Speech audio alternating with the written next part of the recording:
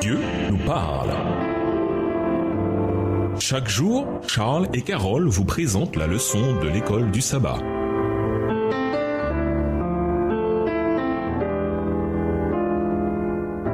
Bienvenue dans votre émission Dieu nous parle. Nous voilà à la leçon 8 allant du 13 au 19 août. Jésus témoigne de sa sympathie.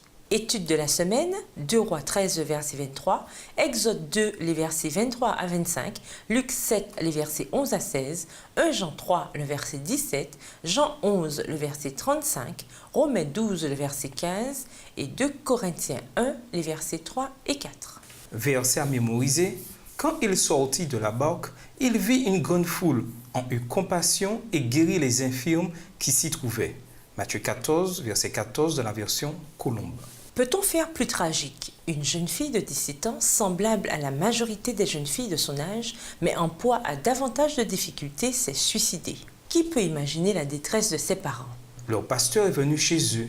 Il s'est assis avec eux dans le salon et pendant un long moment, il n'a rien dit. Il s'est simplement immergé dans leur chagrin. Puis, lui, le pasteur, s'est mis à sangloter. Il a pleuré sans se retenir, jusqu'à ce qu'il n'ait plus de larmes. Puis, sans dire un mot, il s'est levé et il est parti. Quelque temps plus tard, le père lui a dit combien il avait apprécié ce qu'il avait fait. Lui et son épouse, à ce moment-là, n'avaient pas besoin de mots, de promesses, de conseils. La seule chose dont ils avaient besoin à ce moment-là, c'était de compassion. Vous n'imaginez pas combien votre marque de sympathie nous a touchés, dit-il au pasteur. Sympathie signifie avec pathos. Et pathos est lié à la pitié, à la tendresse ou au chagrin. Cela signifie être avec quelqu'un, mais de manière profonde. Faire preuve de sympathie envers les chagrins de quelqu'un porte la question de se mêler aux autres, à un tout autre niveau. La sympathie, la compassion, c'était également un moyen crucial pour Jésus d'atteindre les gens.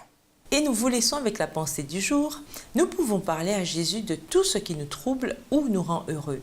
Il comprend tout ce que nous éprouvons parce qu'il a vécu, lui aussi, sur la terre, comme un être humain. Au revoir. Et à demain si Dieu veut. Dieu nous parle. Chaque jour, Charles et Carole vous présentent la leçon de l'école du sabbat.